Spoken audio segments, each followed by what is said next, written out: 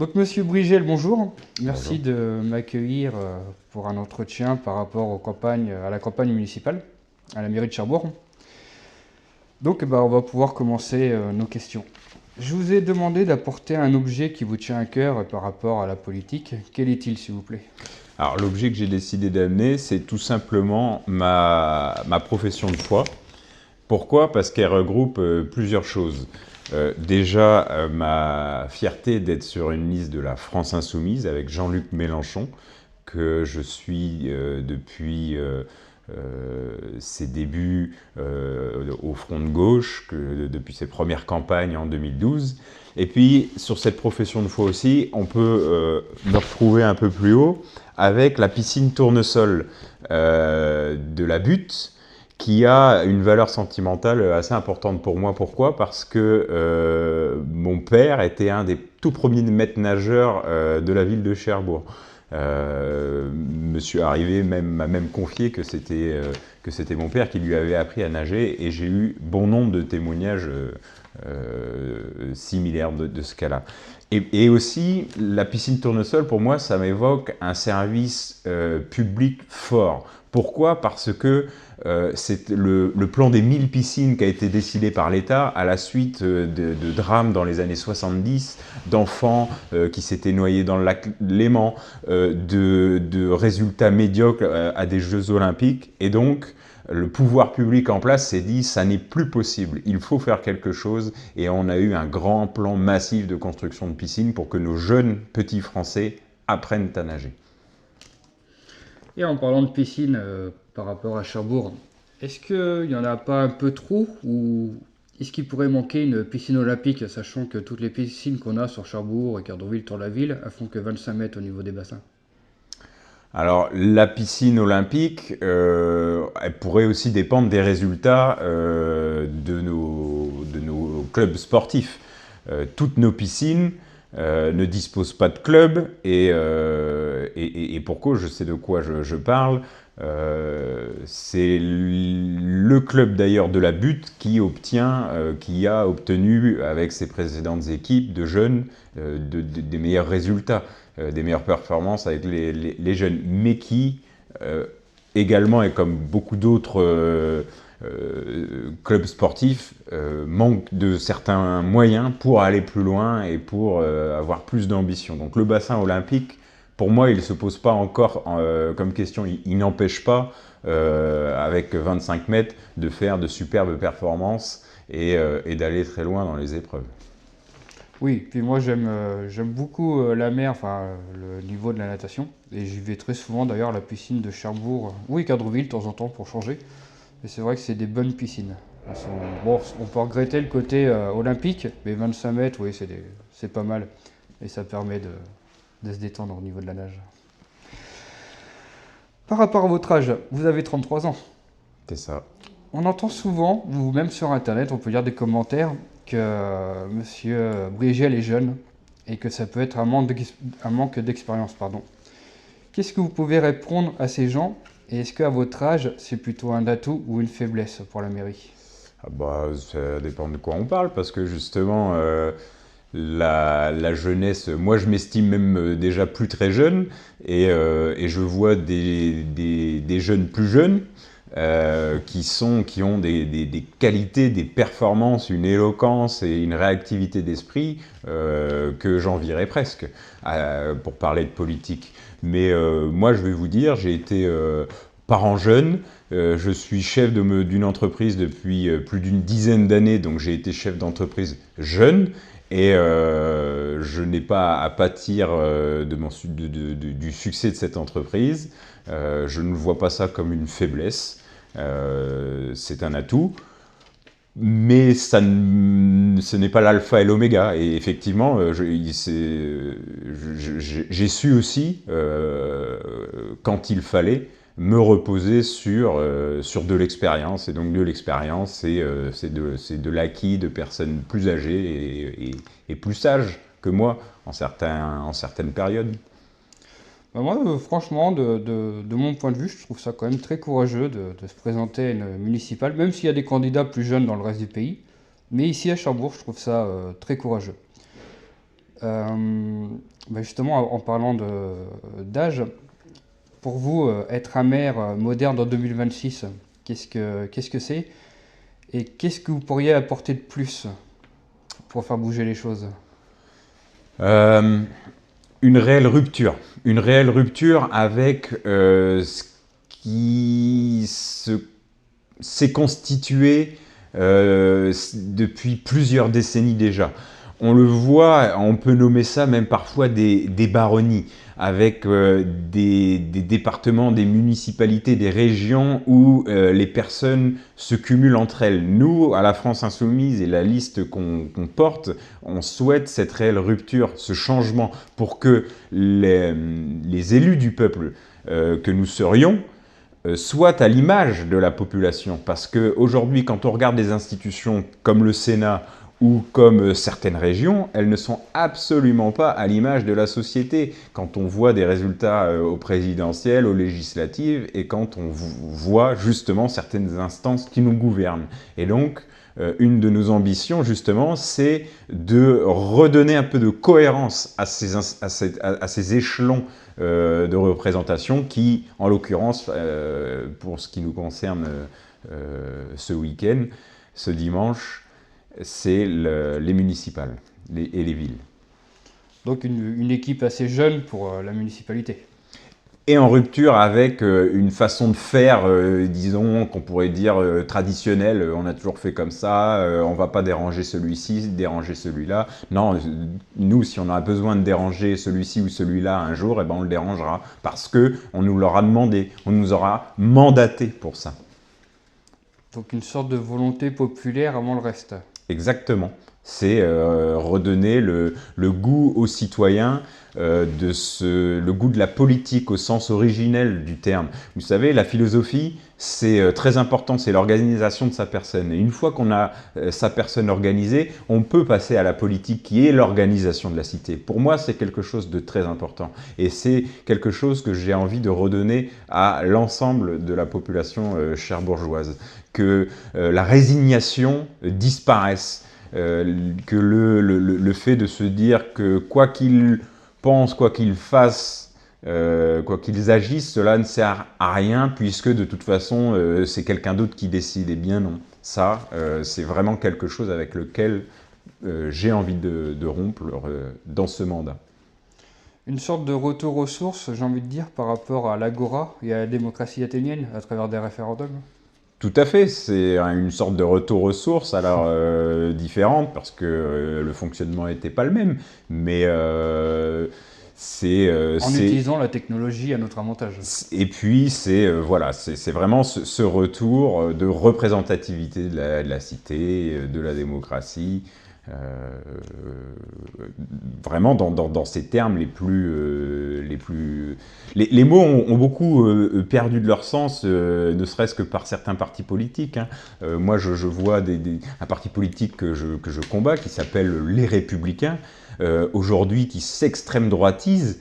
Ils n'ont plus grand-chose de républicains et de gaullistes, comme on pouvait appeler le mouvement au sortir de la guerre avec le général de Gaulle. C'est des termes qui ont été dévoyés et qu'il va falloir redorer de leur blason. Je comprends. Quand j'ai fait référence à l'agora, c'est vrai que je suis peut-être remonté un peu trop loin. Plus peut-être Révolution française, quand ça mettait le peuple à l'honneur, pour la démocratie d'ailleurs.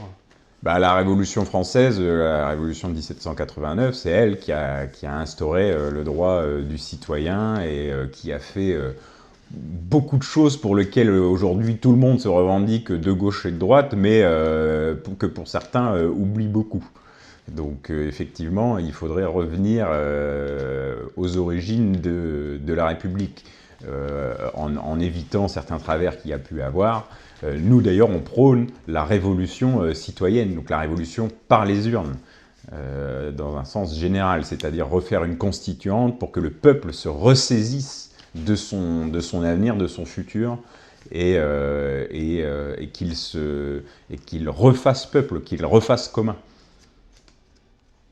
J'imagine bien. Et si vous gagnez dimanche, là, peut-être dès le premier tour, on ne sait pas, il peut y avoir plusieurs surprises, ou alors dans 15 jours, quel serait le tout premier dossier que vous signez pour changer la vie des Cherbourgeois?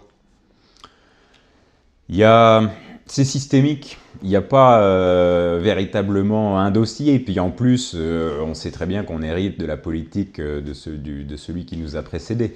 Mais je vais me répéter sur le sens politique du terme. Je vais faire en sorte que, en termes de fonctionnement, on puisse remettre toutes les instances de type conseil citoyen, conseil d'usagers thématiques en place, leur redonner une grande valeur, une grande importance pour que les gens se disent « Ah, si je fais ça, ça va servir à quelque chose ».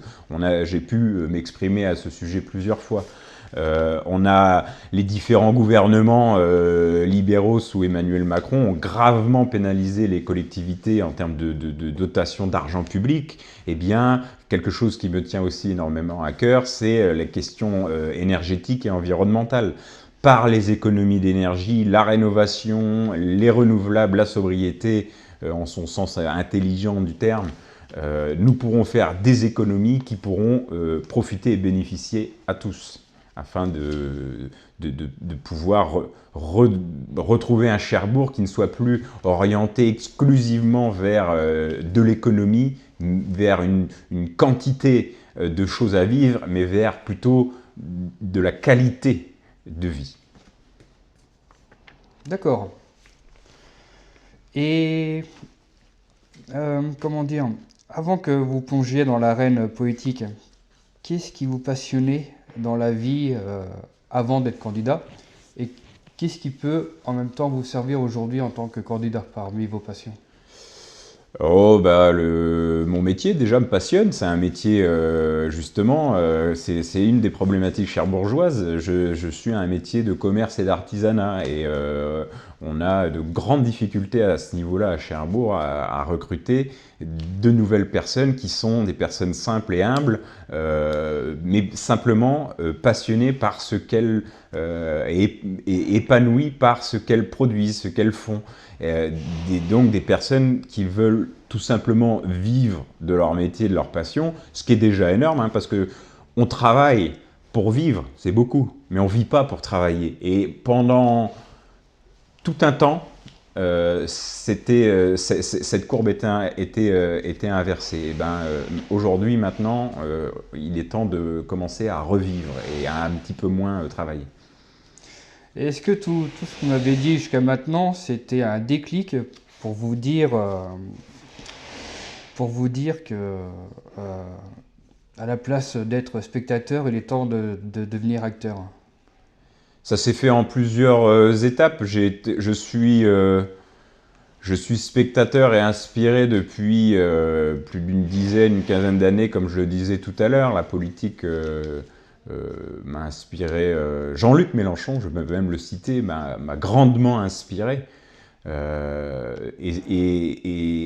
à travers les diverses campagnes qui se sont passées et les divers espoirs que la gauche, la philosophie qu'elle porte, et j'en parlais tout à l'heure de la philosophie, moi, que je porte également, à travers ces victoires successives, m'ont donné envie de passer, de franchir le cap et d'en arriver aujourd'hui à être candidat, à gouverner la ville de Cherbourg en Cotentin. Et qu'est-ce qui vous effraie le plus pour le rôle de maire si vous gagnez, humainement parlant?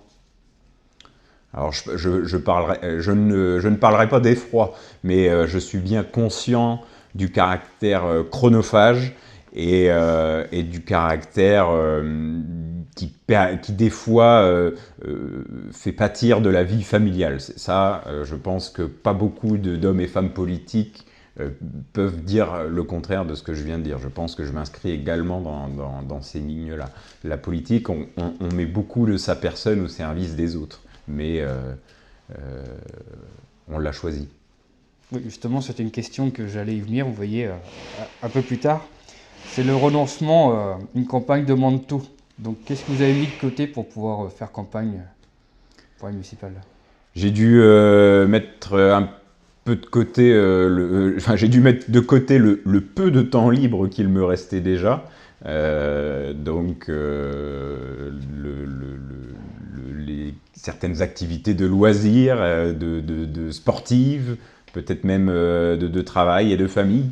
Ça, c'est le jeu de la campagne et qui est nécessaire pour se donner corps et âme, pour convaincre les personnes qui sont très éloignées de la politique, qui se sentent délaissées et qu'il faut aller voir et aller chercher à les ramener. C'est ça le plus important et c'est un travail vraiment fort et fier sur lequel nous nous basons durant cette campagne. Oui, j'ai compris quelque chose en vous écoutant, enfin compris, j'ai entendu de votre part. Je crois que c'était au dernier débat municipal, quand vous étiez 4 cette semaine.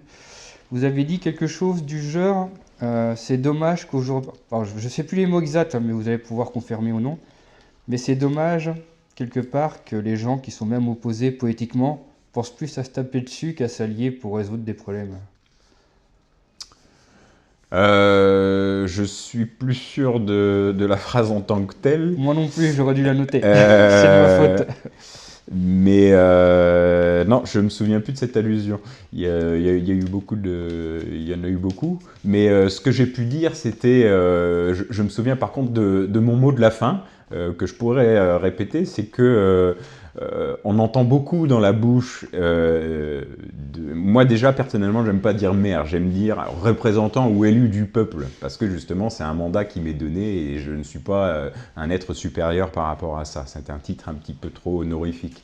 Et ce que j'ai pu dire par contre, c'est que on entend beaucoup de moi je si, je ça, je ferai. Mais quand j'étais enfant, ma mère elle me disait le roi dit nous voulons.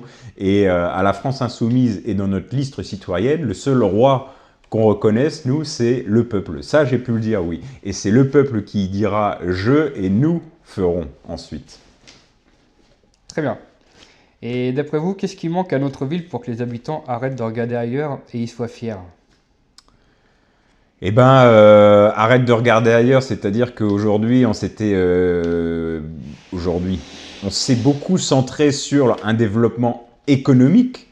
Alors c'est bien, on a beaucoup de gens qualifiés et bien payés, mais malheureusement, ils n'ont plus d'endroit aujourd'hui pour dépenser cet argent qu'ils ont légitimement gagné. Pourquoi? Parce qu'on a mis tout un pan de la société, une mixité qui nous manque, populaire, principalement parce que une société humaine, c'est ça, elle est composée de tout, de gens qui sont des artistes, des saltimbanques, qui ont d'autres choses à l'esprit que nous, et cette confrontation, qu'on ne soit pas tous les mêmes et identiques, et grâce à cette mixité, on arrive à faire société, et tout le monde est épanoui, ne regarde pas ailleurs, et ne regarde encore moins, regarde encore moins son voisin comme un ennemi, mais plutôt comme un ami. D'accord. Donc le travail en commun pour peu importe les couleurs ou non politiques des habitants.